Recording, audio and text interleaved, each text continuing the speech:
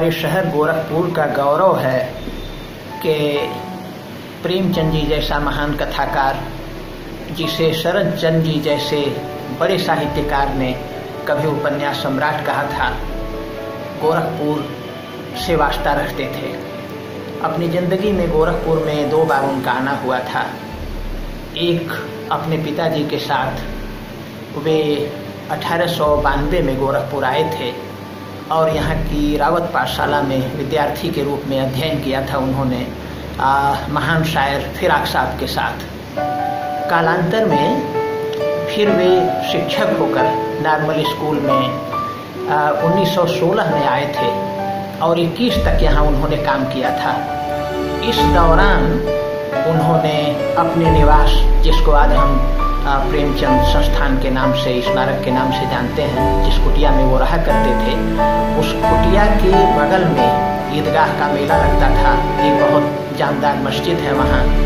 उस मस्जिद के कैंपस में लगने वाले मेले से हमको ऐसा लगता है, और हमारे नगर के पुराने साहित्यकार भी इस बात को दोहराते हैं कि उससे प्रभावित होकर उन्होंने ईदगाह नाम की कहानी को गोरखपुर में ही आकार दिया था।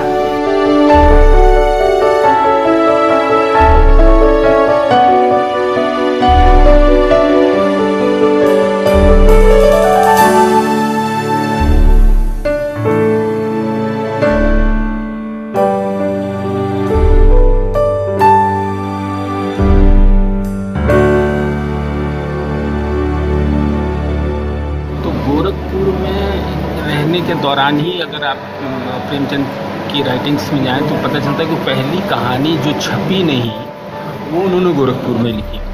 और एक दुकान का जिक्र करते हैं, एग्जैक्टली तो मुझे इसका नाम नहीं ध्यान आ रहा है, कि वो दुकान गोरखपुर में रेती चौक से नखास वाले रास्ते पर एक कोई किताब की दुकान थी, जहाँ वो अक्सर जाके बैठते थे और दुकानदार से धीरे धीरे उनकी एक परिचय, एक दोस्ताना संबंध हो गए और वो उनको पढ़ने के लिए किताबें दे देता था।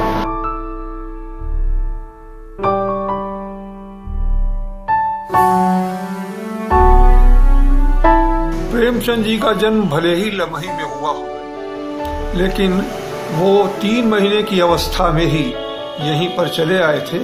पहाड़पुर एक मोहल्ला था, उसी मोहल्ले में उनका पैतृक निवास था।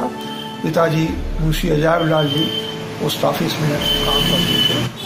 तो कुछ ही दिनों के बाद में जब वो बड़े हुए तो उनकी प्रारंभिक शिक्षा भी यहीं रावत पाठशाला से हुई। उसके तुरंत बाद में कुछ इधर उधर पिताजी जब जाने लगे कहीं पर, तो थोड़ा दिन के लिए जरूर गए, लेकिन पहली नौकरी भी उनकी गोरखपुर में ही मिली। फिर उनका पहला पुत्र भी यहीं गोरखपुर में पैदा हुआ। इंस्पेक्टर ऑफ स्कूल भी गोरखपुर में ही हुए। और इन सब के साथ उनका एक अलग तरह का गोरखपुर से लगाव था। उनकी सारी कहानियां तो मैं नहीं कह सकता, लेकिन अधिकांश कहानियां यहीं ईदगाह के आसपास जो पूरा नारवल स्कूल का क्षेत्र था वहीं पर लिखी गई हैं। कनकौआ,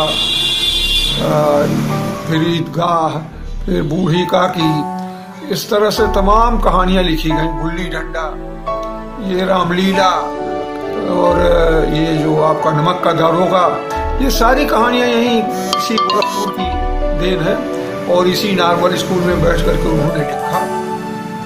एक बड़ी अच्छी बात हुई जब उनसे पूछा गया कि आपको लिखने के लिए किस तरह की कलम की जरूरत पड़ती है, किस तरह के कागज की, तो उन्होंने बड़ा अच्छा जवाब दिया था। कलम ऐसी हो जिसकी नोक न टूटी हो, और कागज ऐसा हो जिस पर कुछ पहले से लिखा ना हो, साफ सुथरा थोड़ा रहे तो और अच्छा है। तो इस तरह की सादगी उनके अंदर थी।